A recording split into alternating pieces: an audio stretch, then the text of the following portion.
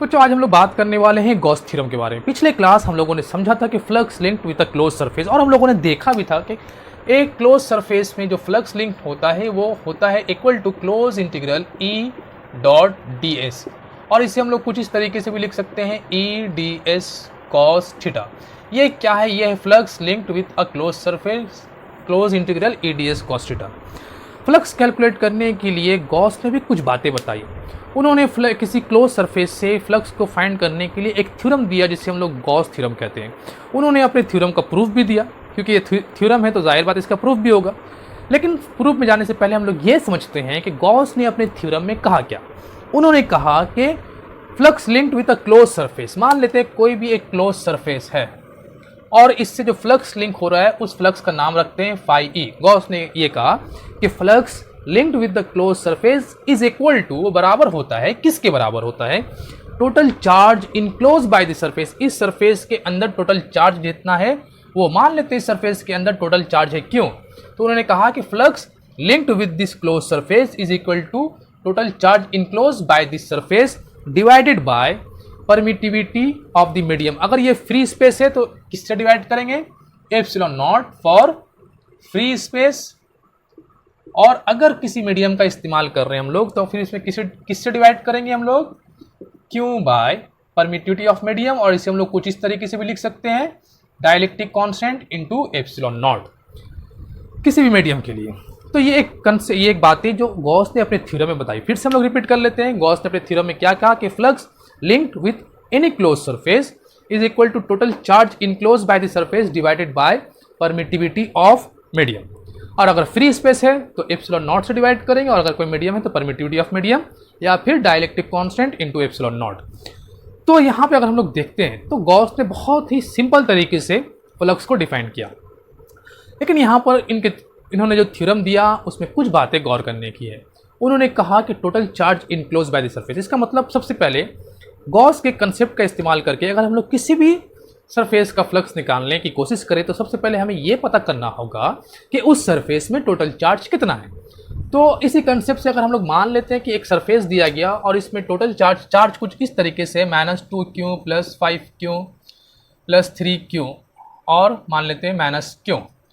तो flux linked with this surface अगर हम लोग निकालना चाहते हैं तो क्या लिखेंगे? Phi E is equal to, according to Gauss theorem, total charge enclose by this surface. तो टोटल चार्ज क्या है? 5q है, डिवाइडेड बाय, और अगर ये फ्री स्पेस मान लेते हैं कि यहाँ पे फ्री स्पेस है तो एप्सिलॉन नॉट।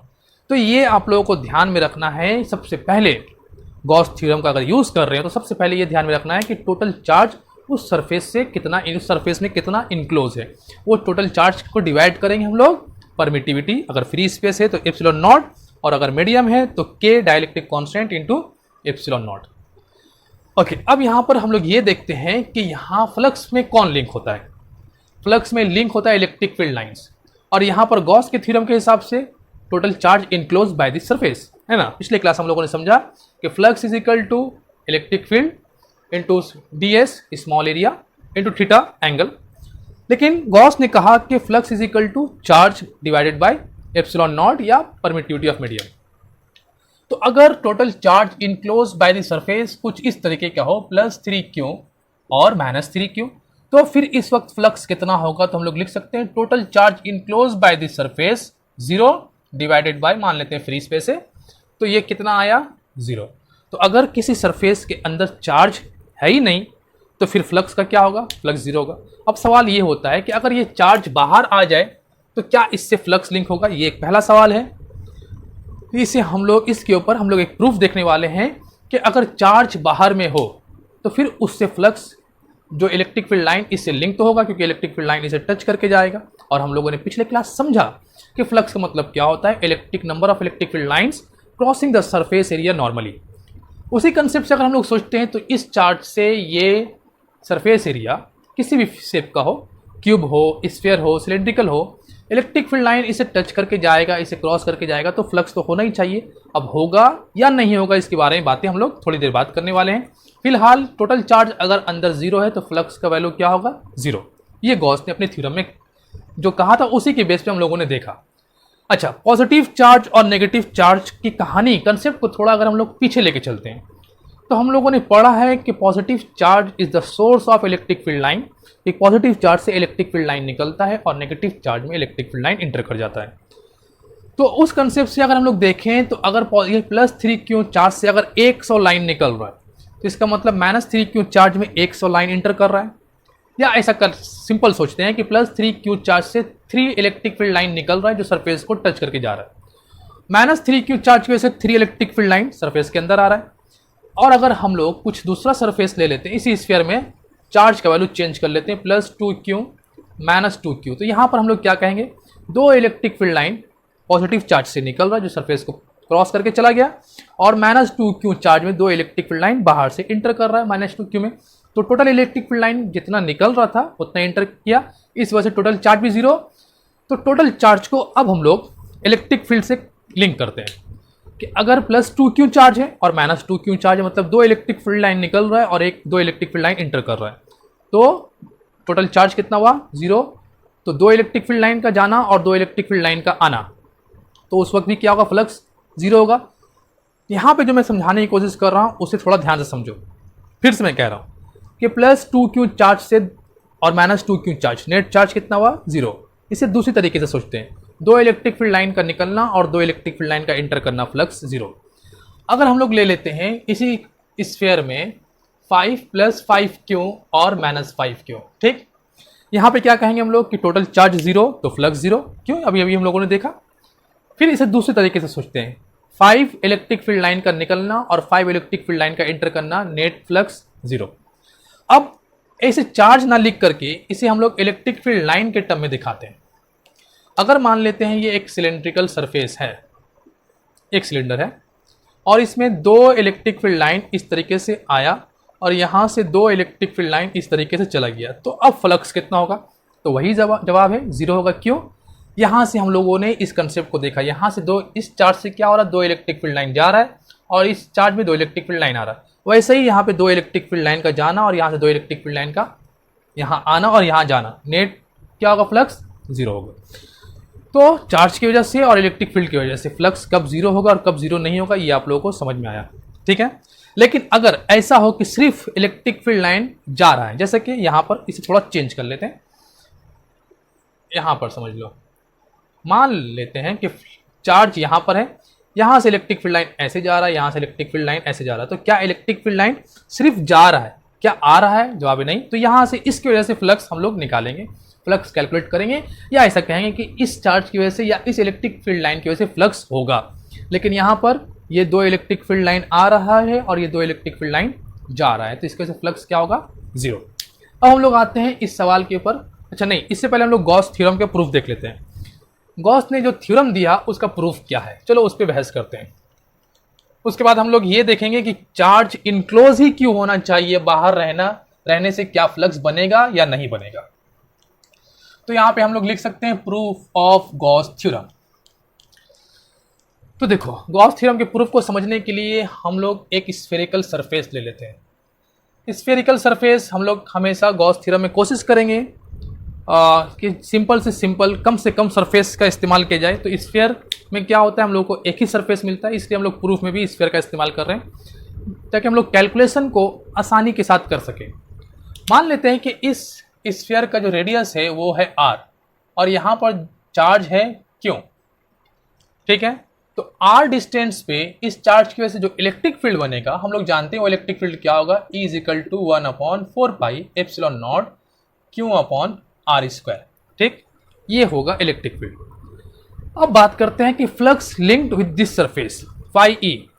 तो गॉस थ्योरम का तो प्रूफ करना है, तो गॉस थ्योरम का इस्तेमाल नहीं करेंगे। Flux linked with this surface, पूरे सरफेस से क्या होगा, क्लोज इंटीग्रल E.ds, और इसे हम लोग कुछ इस तरीके से भी लिख सकते हैं, close integral E.ds cos theta. यहाँ पर हम लोग अगर थीटा का वैल्यू निकालने की कोशिश करें तो फिलहाल यहाँ देखते हैं कि इलेक्ट्रिक फील्ड का डायरेक्शन इस पॉइंट पे क्या होगा, ये होगा, और एरिया वेक्टर का डायरेक्शन यहाँ इसी तरफ होगा। तो E और A के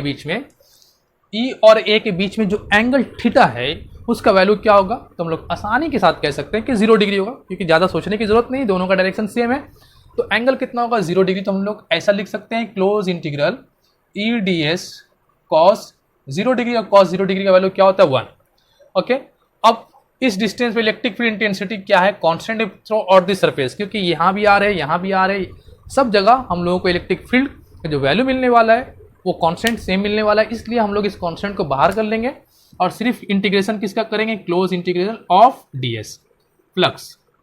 ओके, अभी अभी इलेक्ट्रिक फील्ड इंटेंसिटी को हम लोगों ने कैलकुलेट किया, E is equal to 1/4 pi epsilon naught Q by R square, और क्लोज इंटीग्रल ऑफ ds, मतलब ds क्या है, ds एक स्मॉल एरिया है ये वाला, फिर ds यहाँ मिलेगा, फिर ds यहाँ मिलेगा, इस तरीके से पूरे स्फीयर में बहुत सारे ds मिलेंगे, छोटे छोटे एरिया।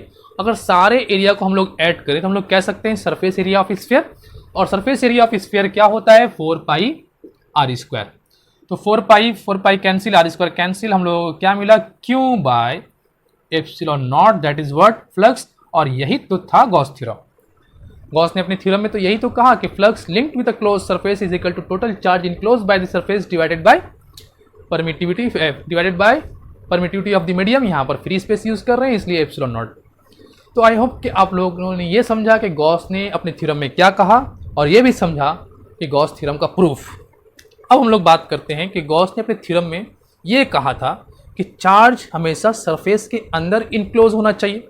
क्या अगर हम लोग चार्ज को सरफेस से बाहर ले लेते हैं तो उससे फ्लक्स नहीं होगा? तो उसे हम लोग देखते हैं। ओके,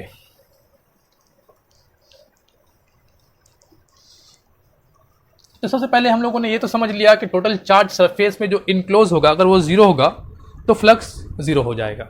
ओके, अभी हम बात करते हैं कि चार्ज हमेशा सरफेस के अंदर ही क्यों होना चाहिए। तो मान लेते हैं कि एक चार्ज क्यों है जिसकी वजह से एक इलेक्ट्रिक फील्ड बन रहा है कुछ इस डायरेक्शन में, ठीक है, इस डायरेक्शन में इलेक्ट्रिक फील्ड बन रहा है, और एक सरफेस लेते हैं हम लोग सिलेंड्रिकल सरफेस, कुछ इस तरीके से ले लेते हैं एक सिलेंड्रिकल सरफेस।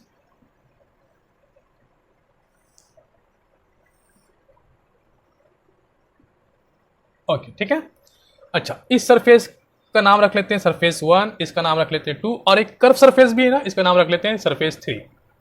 कर्व सरफेस का ये सरफेस 1, सरफेस 2 और सरफेस 3, क्योंकि सिलेंडर में हम लोगों को कितना सरफेस मिलने वाला है, 3 सरफेस। सरफेस 1 में, सरफेस 1 के लिए इलेक्ट्रिक फील्ड का डायरेक्शन क्या है, ये है, और एरिया का डायरेक्शन, एरिया वेक्टर डायरेक्शन क्या होगा, ये होगा।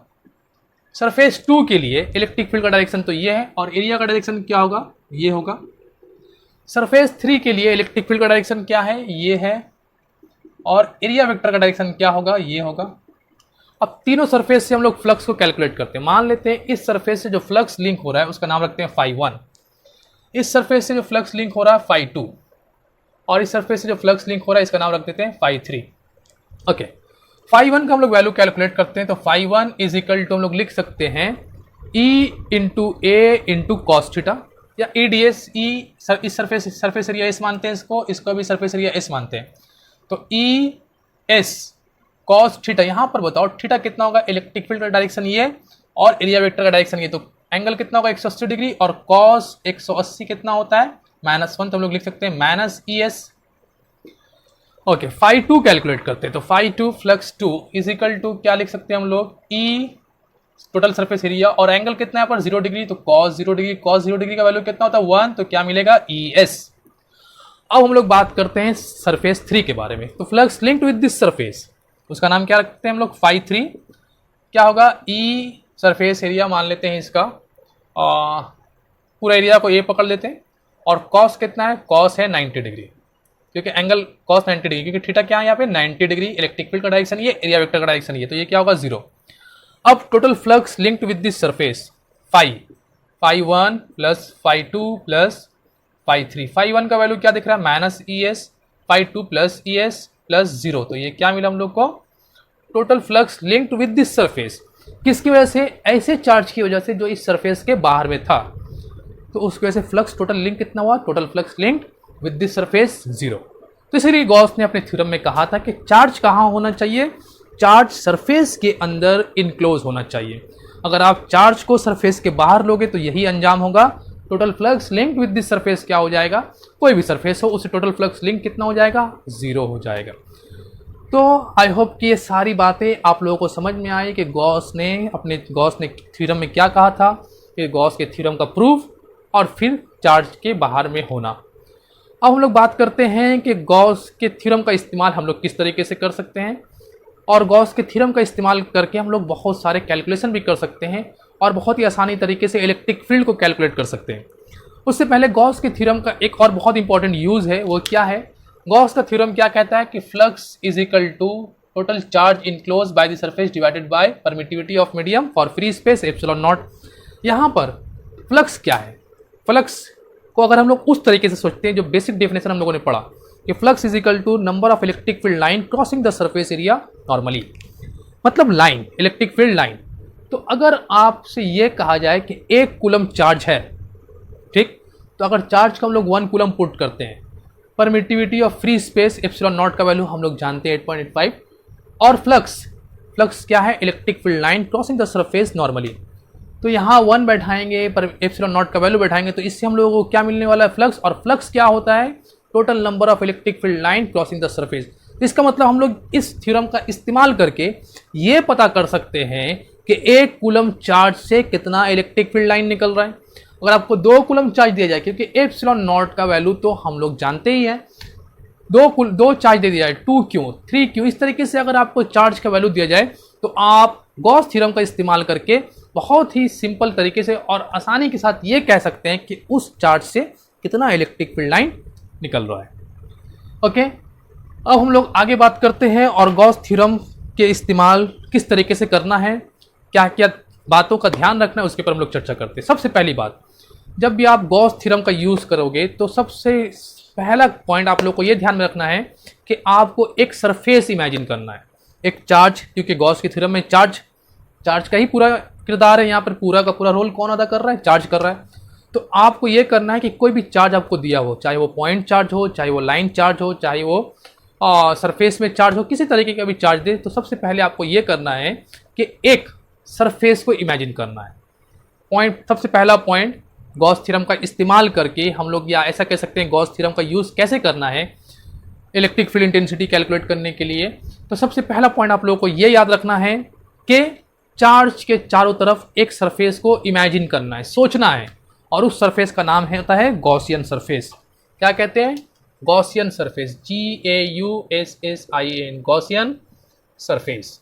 ये पहला पॉइंट आप लोग को याद रखना है कि हम लोग गॉसियन सरफेस इमेजिन करेंगे। यहाँ पर कुछ और भी बातें हैं गॉसियन सरफेस के बारे में, कि गॉस सरफेस जब भी इमेजिन करना है तो कोशिश ये रहे कि जिस तरह का फिगर हम लोग सोचेंगे, फिगर कुछ भी सोच सकते हैं, कोई सोच सकता है स्फीयर, जैसे मैं बार बार स्फीयर का यूज़ कर रहा था, यहाँ मैंने सिलेंडर का यूज़ किया, कोई क्यूब भी सोच सकता है, कोई किसी और तरह का सिर्फ स्फीयर भी फिगर सोच सकता है। स्फीयर और सिलेंडर में क्या डिफरेंस? तो अगर आप गौर करो तो आप लोगों को देखने को मिलेगा कि स्फीयर में एक ही सरफेस होता है, लेकिन यहाँ पर कितना सरफेस है? 1, 2 और कर्व सरफेस 3। तो कोशिश ये रहे कि हम लोग ऐसे फिगर को इमेजिन करेंगे जिसका सरफेस कम से कम हो। स्फीयर में 1 सरफेस, सिलेंडर में 3 सरफेस, लेकिन हर बार ज़रूरी नहीं कि हर चार्ज के लिए आप स्फीयर ही इमेजिन करो। कहीं कहीं पे नहीं कर सकते, हम लोग उस स्फीयर को इमेजिन नहीं कर सकते या स्फीयर को यूज़ नहीं कर सकते, प्रॉब्लम हो जाएगा। तो हम लोग क्या करेंगे, ऐसे सरफेस को सिलेक्ट करेंगे जिसका, ऐसे फिगर को सिलेक्ट करेंगे या सोचेंगे जिसमें सरफेस एरिया हम लोगों को कम से कम मिले, और वहाँ पर E और A के बीच में, स्फीयर में और एक बात है कि अगर हम लोग E और A का इस्तेमाल करते हैं तो E और A के बीच में जो थीटा मिलता है, स्फीयर में हर पॉइंट पे 0 डिग्री मिलता है।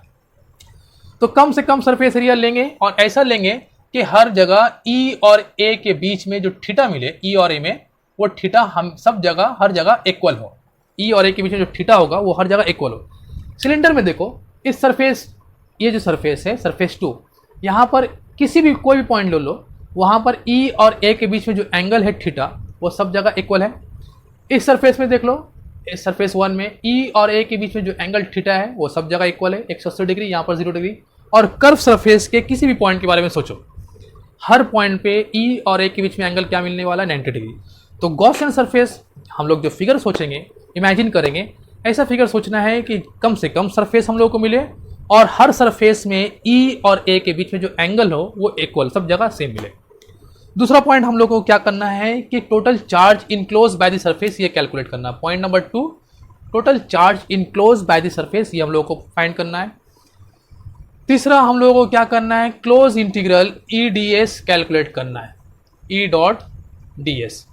और फिर 4 नंबर में क्या करना है हम लोगों को, close integral E dot D S is equal to Q by epsilon naught, मतलब ये फ्लक्स और ये फ्लक्स दोनों ही फ्लक्स हैं, एक इस अंदाज में एक्सप्लेन किया गया और एक गॉस थ्योरम के अंदाज में एक्सप्लेन किया गया, दोनों को इक्वल करना। जब इक्वल कर देंगे और हम लोगों को अगर चार्ज पता हो, एप्सिलॉन नॉट पता होता है, इलेक्ट्रिक फील्ड हम लोग आसानी से कैलकुलेट कर सकते हैं।